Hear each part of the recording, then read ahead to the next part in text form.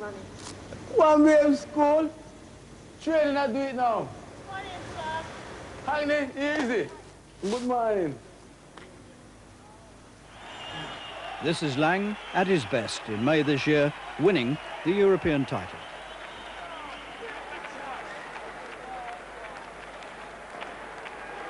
And last month, quickly crushing an American.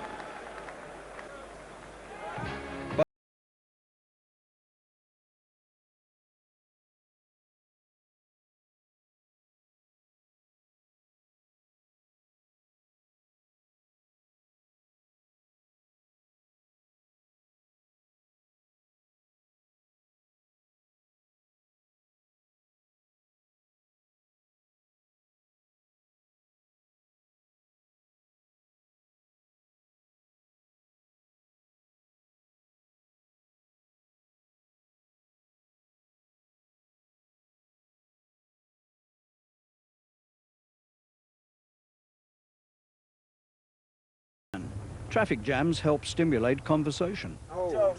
Just be myself. With one thing in mind, I have to just win. And it'll happen. That's all you do. If you're going in there looking for a knockout, it'll never happen. No, not a knockout. If you're going there looking for a stoppage, it probably never happens. Yeah, I know that. So you're just going there to be yourself, but you must know at the back of your mind, the secret is, you'll win. And something will happen. No, I'm saying keep him busy for the first three. You gotta keep him busy. Just relax. relax. You can't let him relax. You can't let him relax. Yeah, of course I can, because I'm more relaxed. Then you're fighting a 9-round fight. Who's more relaxed than me? Oh, he's a difficult person to handle. Most talented people are. And he's an exceptionally talented fighter. When you say that, do you mean that you can't always get him to train the way you want him to train, or he doesn't come to the gym one day, or what? Yeah, he misses the gym quite a lot in between, but his dedication's improved tremendously of late. But you see, here's a man of 36 now, and that's a little late in life to start taking it seriously. Yeah, well, you know, they said it's never too late for a shower of rain, as they would say. He seems to me to punch harder today than he did, say, 10 years ago. Yeah, well, I've taught him how to hit harder, basically. It's actually what you put into the punch as you throw it. Two fights that Laing should have won, but didn't 10 years ago, are still remembered, both by Laing and by Welshman Colin Jones, the man who won.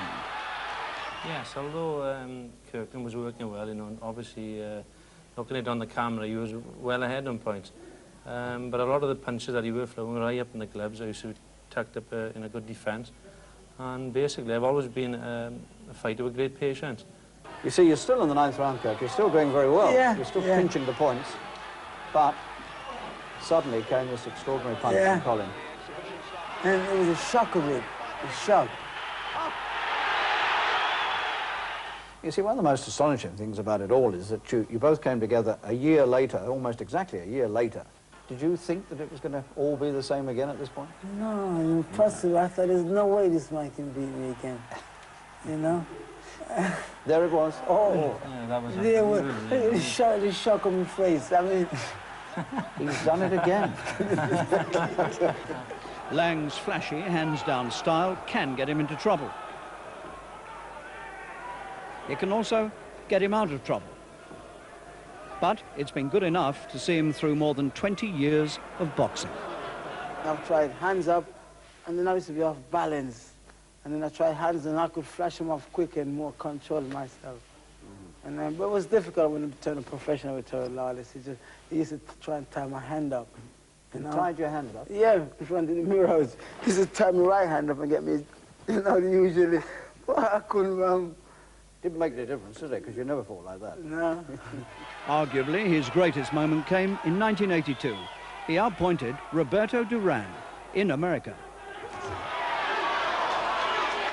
Just 5 minutes before we go into the ring now, I couldn't feel my knees. I said to my trainer, boy, he is Duran in the hands of stone. Show him, rub my knees, man, wait. They kept slapping them. And gosh, and Harry, I was so when you're nervous, it means you're gonna have to survive, you know? All right. I was suddenly the nerves crept in hitting me. He's Duran, hands of stone. Right? I'll never forget this. All right. And sooner, even before his eye moved, you know, I'm moving. And then I got my confidence slowly but surely. And yeah, admittedly, he wasn't at his 100% fittest, but Duran, you know, is supposed to be, well, the majority of fighters, you know. Now, you are 36 years old, and that is quite elderly at your weight, welterweight. I mean, you need speed, you need reflexes. And yet, at times, you seem to box like a man very much younger. Is there any reason for that? No. When my mummy, right, Louise Laing, was 9 months pregnant for me, right, she had an accident in Jamaica, fell off her bicycle. Now, in Jamaica, the baby's father didn't usually attend hospital to see the birth of the son, you know? So, but yet my dad came there to see me because he was so worried. And you know, it took me to the age of 5 before I could walk properly. And I mean, if you still notice how I walk now, 1 foot goes north, 1 foot goes south, like that. I was what we call buffeting, that's another term for handicap, that's how I was born. Really slow, you know? And I'm developing. And that's why I think my dad loves me so much that I can get away with anything. So what you're saying to me really is that it took you 5 years to get going? Yeah, 5 years. So in a way, you think you're 5 years younger than you are? Yeah, definitely. When work is done, it's off to Soho to meet cornerman Tony Pelledri, an Italian who'll come in handy in Italy. My man, one thing. All right, how are you? Cool. All right, nice to see you. How's things? Yeah, man, training's coming on now. Yeah? They have Italy got the best referees money can buy. You better believe it. Yeah. Listen, I want to give you a lesson in Italian. Just only one lesson. There's only one word you have to remember, and that's vince. Vince? You know what that means? Win.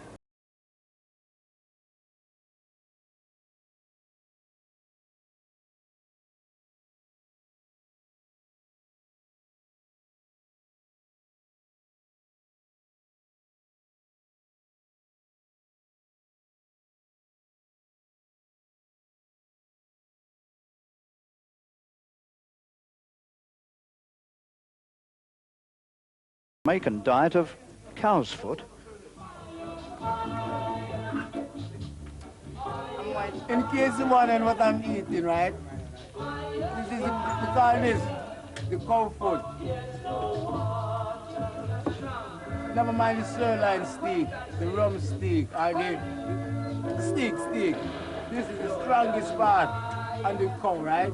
This keeps the cow standing, holds the cow together with all the strength in. It's night time and his mind is still on boxing. With Paula, he watches himself winning his ABA title against Vernon Solis, a mare 18 years ago. So how come you've got your hands up there and you know you don't do that now? When I'm like this, you know, I'm sort of programmed, you know? I'm not free within. The winner and ABA featherweight champion for 1972, Laing in the blue corner. Let me tell you what's going to happen. It's going to work like this. I'm going to win the world welterweight title. I'm going to unify it. I'm going to move up to super middle, unified, and then welterweight. And maybe that's a legend. How long is that going to take then? And, you never know, but let me have a guess now.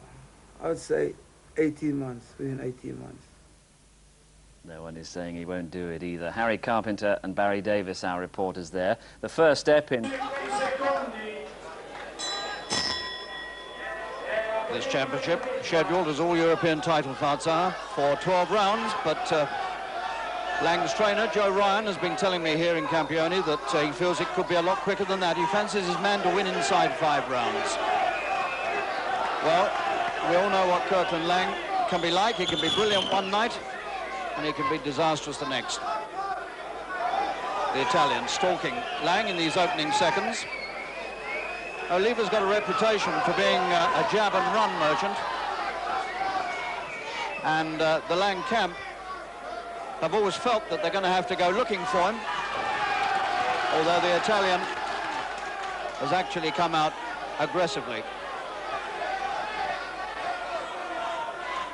A lot of the Laing plans have been based on the idea of cutting Oliva off if he tried to run away. But at the moment, he doesn't look as though he's going to do that.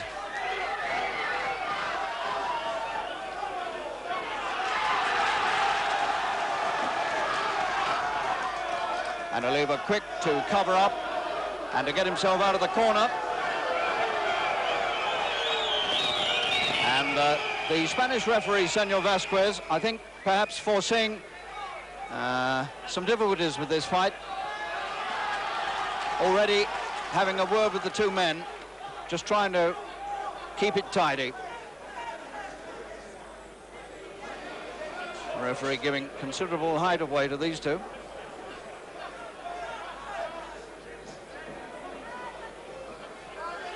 If Laing is going to spring an early surprise, it's likely to come from that cocked right hand.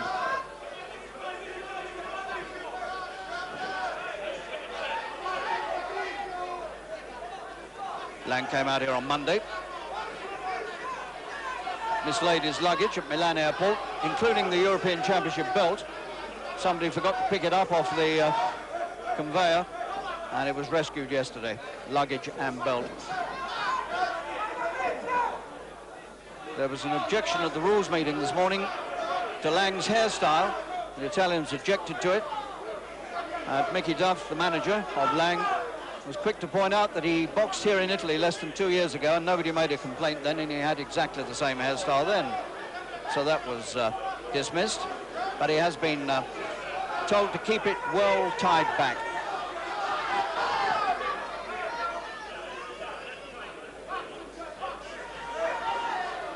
Laing already looking for him with the right hand. Oliva now already beginning to look a little more cautious than he was at the start of this opening round.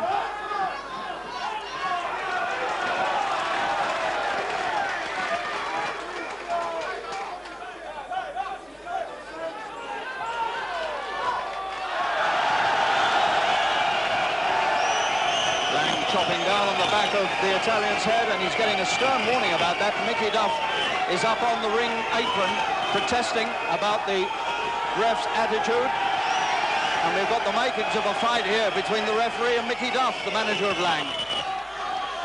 And we're already 3:26 into this round.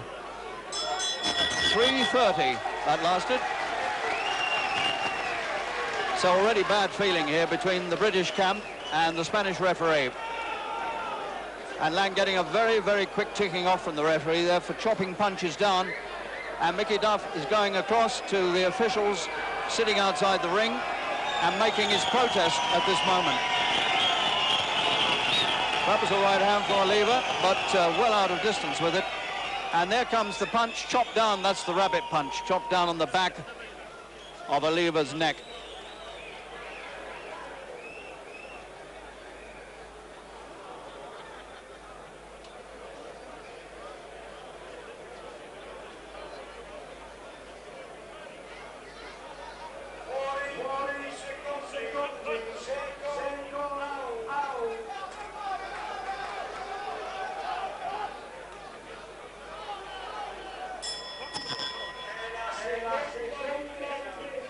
So this tiny room in the casino at Campione with only some 400 spectators here. The place is packed, but it only holds 400. It's the smallest arena I've ever seen for a major title fight.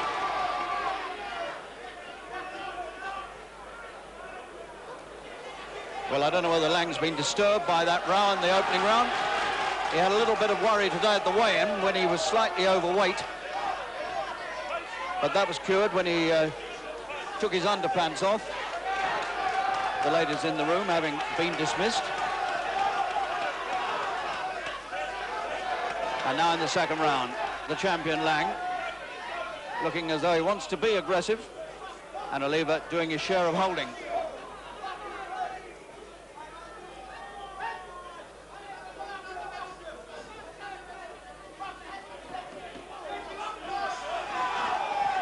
And Laing very clearly is going to try and catch Oliva coming towards him with the right hand. Look at the way he carries his hands, Laing. It's an extraordinary style. He relies on quick reflexes and good footwork to keep himself out of trouble when the attacks come. But those arms and gloves of Laing's offering almost no defense at all. But that's the way he likes it.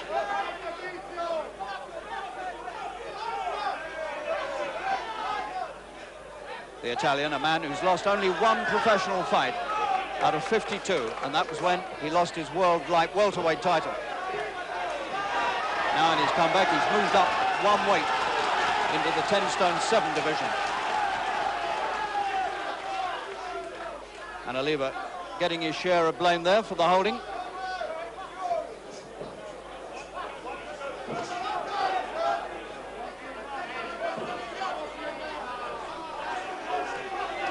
Oliva missing all the time with the right hand as he tries to counter, going over the shoulder of Laing.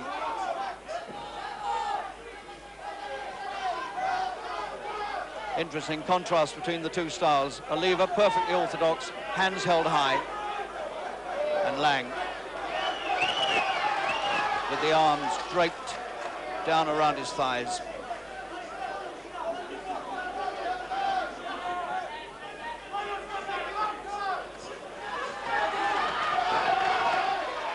Well, if ever there was a gamble being taken, it's being taken by Laing here, who is hoping for a world title shot next year, and that depends entirely on how he does tonight. Huge gamble coming to Italy for a challenge from an Italian. Good right hand shot to the body there from Laing. Once again, we've gone past the 3-minute mark in this round.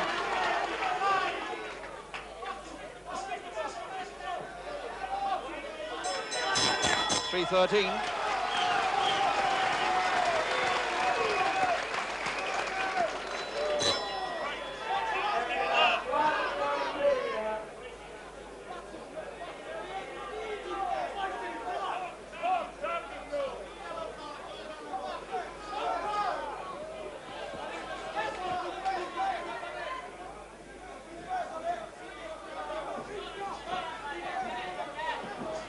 Well, the prediction from the Laing camp, from Joe Ryan, the trainer, that this could be a fast fight, has not come true.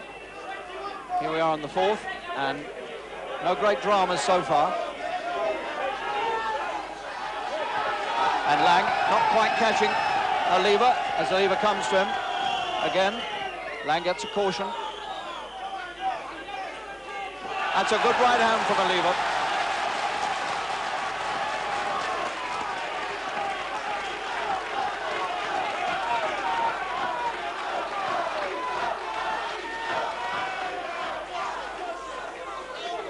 Just under 2 years ago, Laing came to Italy to try to win the title he now holds against Nino La Rocca of Italy, and he had a desperate 12 rounds against him. He couldn't handle him at all. It was one of his great off nights, and he lost on points.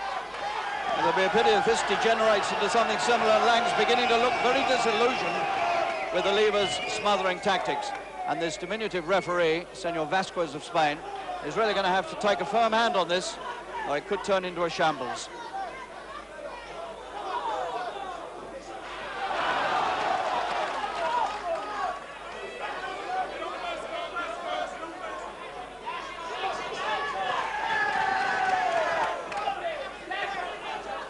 Oliva moving away all the time from Lang's right hand.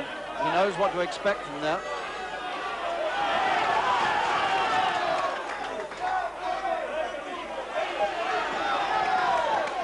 And Oliva has settled down now into quite a confident routine. And the one who's struggling is the champion.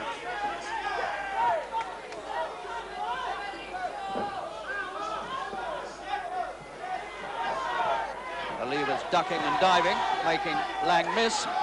Laing twisting, hurling his man round. He gets a caution for that. And that is a sign of Lang's frustration. He's really got to get his right hand into play here. That was a good jab from Laing.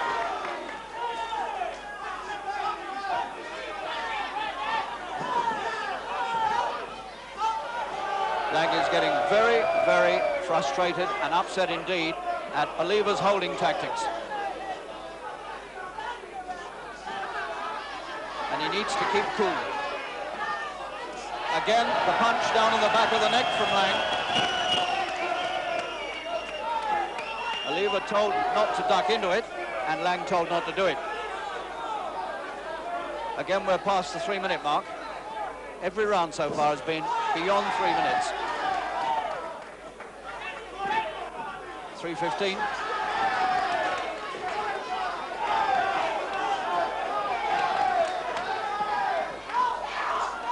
This is ridiculous. We're in 3:25 now.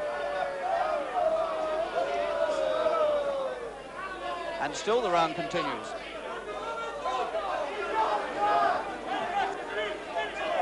Lord knows what the timekeeper is up to. 3:40. This is a farce.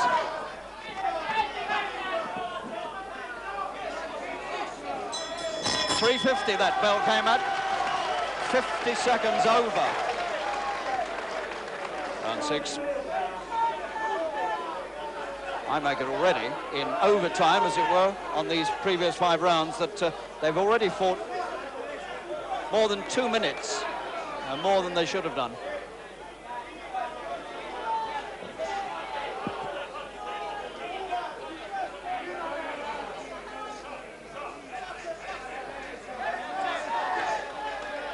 And Oliva again, this Italian in the white shorts, looking coolly confident, working his way around this ring and picking his man off.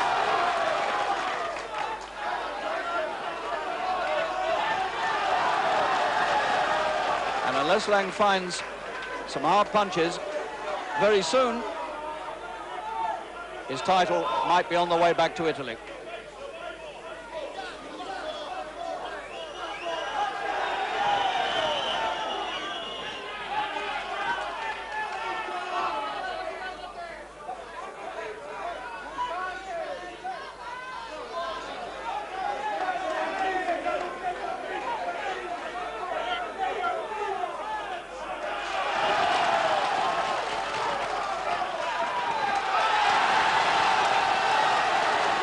Oliva claimed the inside position and scored again.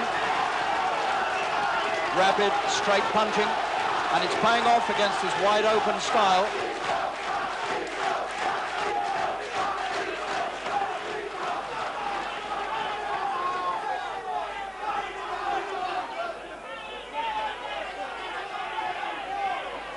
You could make a case that the referee hasn't paid enough attention to the holding that Oliva did earlier on, but at the same time you've got to admit that the Italian is playing a very cagey game here, and it's paying off.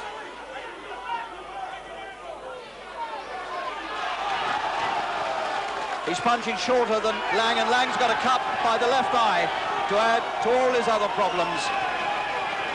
And Oliva saw that. He looked quite startled when he saw the blood on Lang's face. He didn't realize he'd had that much success. So the going gets tougher and tougher for Laing, the champion.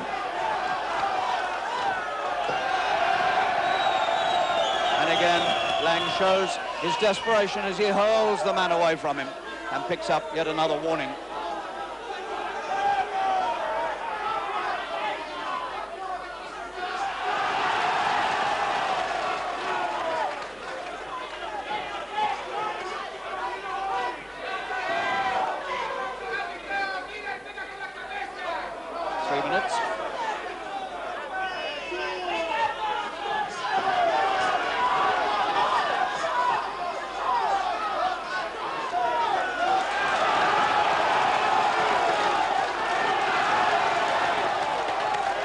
Past 3:15.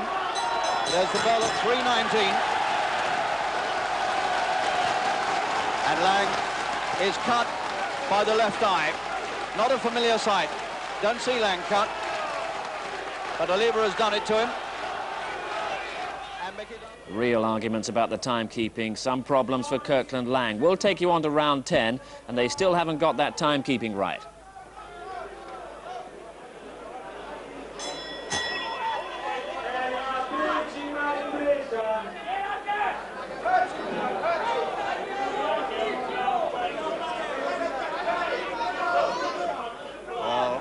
Laing had unhappy memories of his previous trip to Italy in April last year against Nino La Rocca, and tonight has been very similar.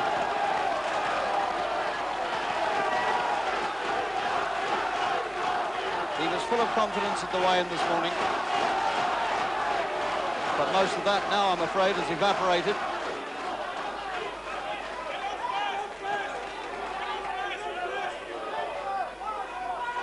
Laing is looking very dispirited, and his work is becoming very ragged indeed.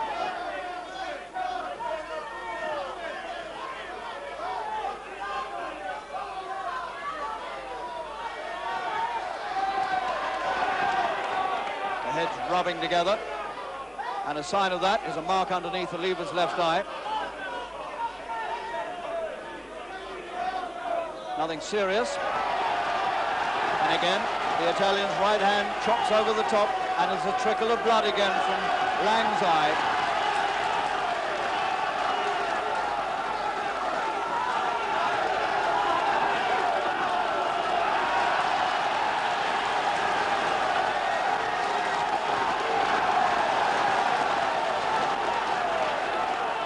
Both men now marked around their left eyes.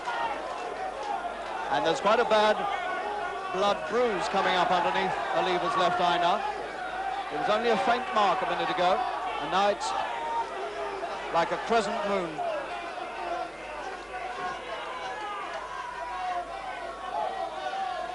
And Laing is looking at that as he stares Oliva in the face, and that might give him confidence.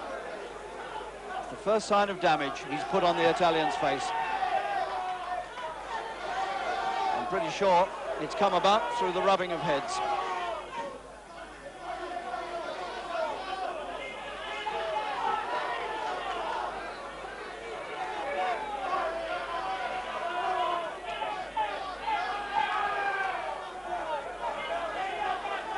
A blood blister under Oliva's left eye.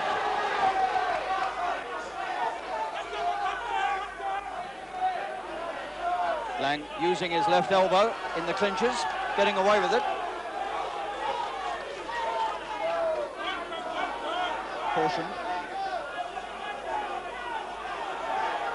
Both men now showing signs of tiredness. And there's still 2 rounds to go.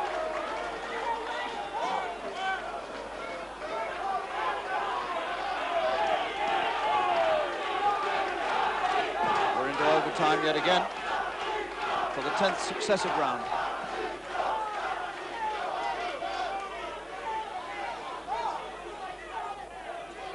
.315.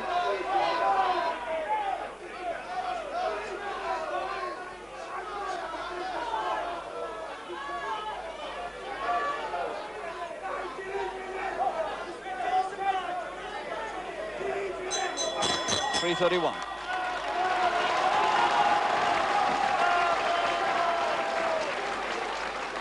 Well, Laing has tried so hard in these last 2 rounds to put something together.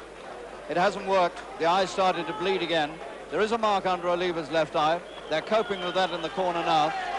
I don't think it will seriously affect Oliva unless it gets very much bigger and the eye shuts. All the trouble really is in the champion's corner.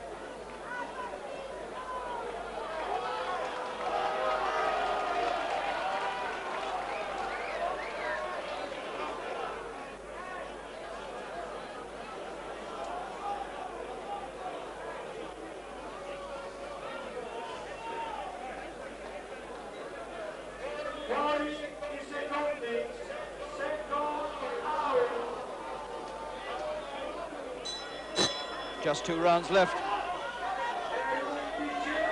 Laing looking very, very weary now. And I dare say Oliva is too.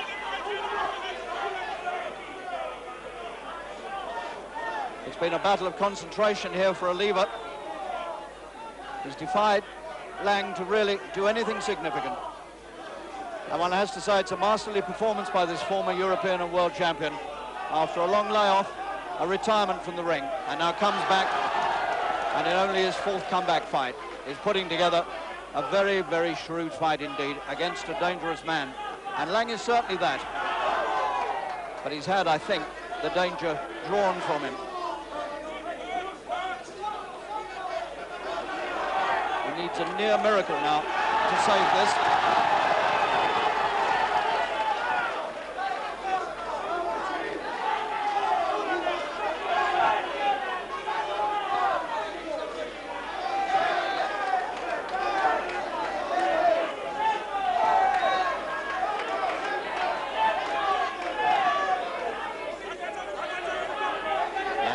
stalking, but he can't tempt the man within range. And Oliva has fully lived up to his reputation of being one of the really cagey boxers of modern times. He's never been an exciting fighter, but he's been an extremely shrewd one. Never more so perhaps than tonight. Good right from Laing. One of the few successes he's had. But Oliva managed to take it pretty well. It may not be over yet. Referee getting in the way a bit here now.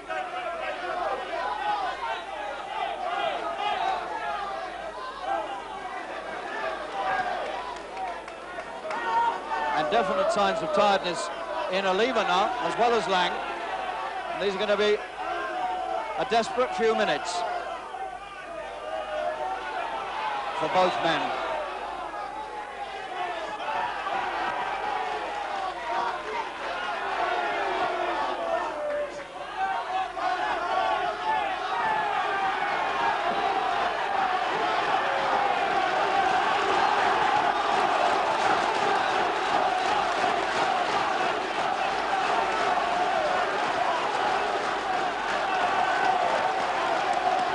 Again, the right hand of Laing connects, but Oliva's still got his wits about him, and he's moving very lightly on his feet.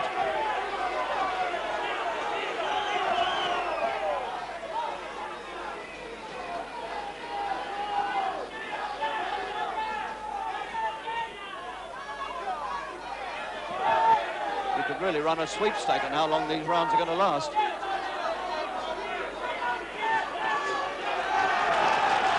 .3:15.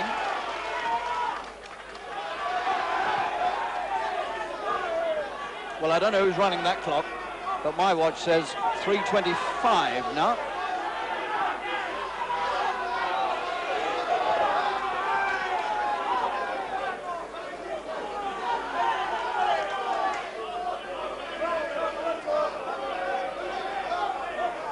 .3:40.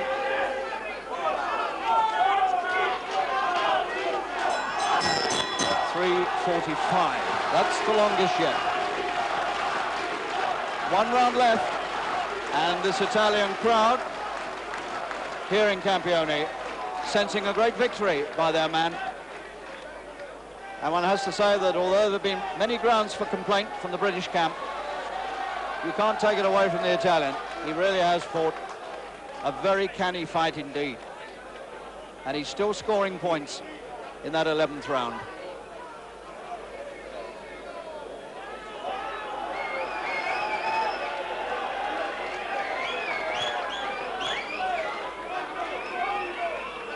Laing, a frustrated, confused and unhappy man.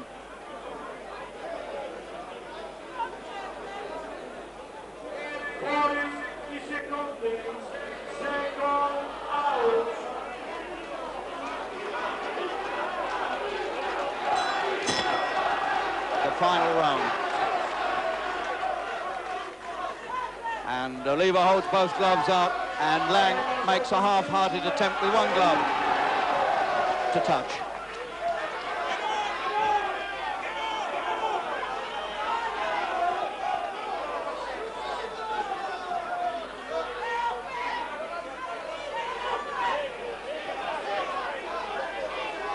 Nothing now, but a stunning right-hand punch can save this fight for Laing.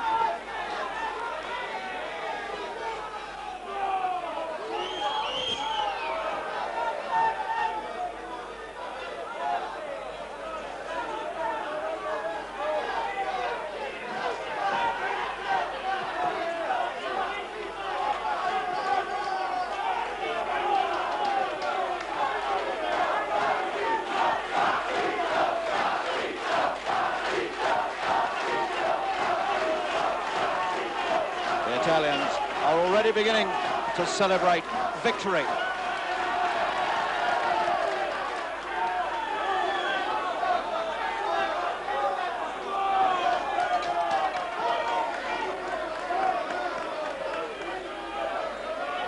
Only one thing now for Oliva, really, and that's to stay out of trouble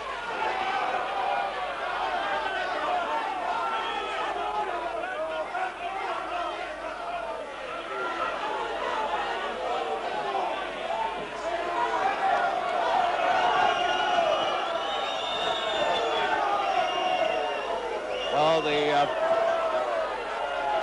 cord that's holding the ponytail back on Lang's head has come adrift, and Denny Mancini, one of his cornermen, hasn't quite managed to cut it away. Now he has. Nothing has gone right for Lang tonight, not even that.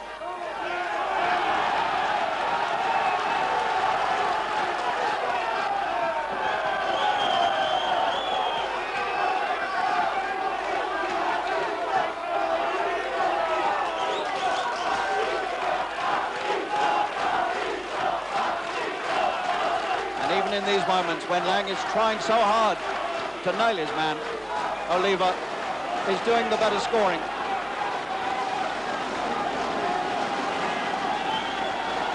There may only be 400 people here. They're mostly Italian, of course, but they're making enough noise for 4,000.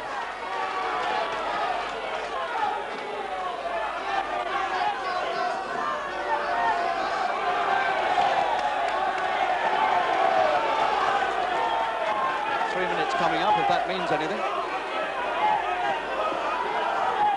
Past 3 minutes.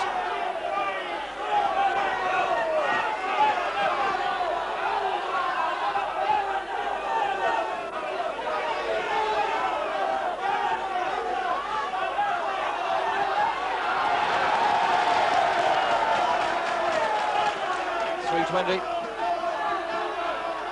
And really, you have to say that even in these late stages, Lang is being outpulled.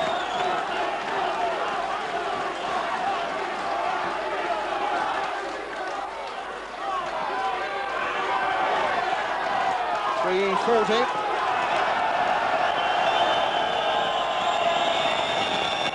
And there's bad feeling between the two corners and the two men right to the final bell. Both men being cautioned. I honestly don't know what those figures on that clock mean. It's 4 minutes now since they started this round.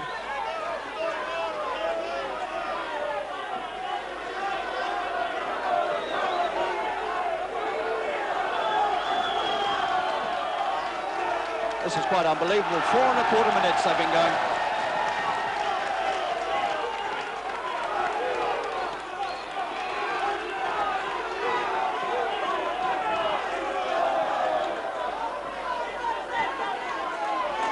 .5 minutes. What do you make of this? What can one say about it? It's just a total farce. There's the bell at 4:37. Well, unless the judging is as inaccurate as the timekeeping, there can only be one result, Oliva. Lang's European title is gone, and with it, I suspect, his last chance of ever getting a shot at the world title. And the decision, quite inevitable, a unanimous decision in favour of Oliva, and the scoring wasn't even close. Let me talk to Mickey Duff, because you've got a lot of grounds for protest here. There was the holding, there was, you thought, a butt that caused the cut, and the timekeeping. Took no notice. The timekeeping was appalling. It's honestly the worst refereeing I can ever remember in my life. I can never remember a referee being as consistently bad. He was stopping the fight because Oliva had pulled his head down, and then warning him not to use his shoulder when he was trying to free himself. Now, are you going to make any sort of official protest? I'm going to make a full protest, and I'm just going to subpoena the tape. The tape will speak for itself. The amount of time they allowed the rounds to go on, bad timing, the totally biased refereeing all the way through. Now, out of that, you hope to get a rematch? I hope to get an immediate rematch. Right. I hope that he's told that his next fight has to be Kirkland Laing, and this time we'll put ourselves out. I think we've learned our lesson not to come to Italy again. I didn't want him to go. He wanted to come to Italy where he could get the most money. Right. And what looked very suspicious all the time really happened. Give me the final word, Kirk. Do you want a rematch with him? Certainly.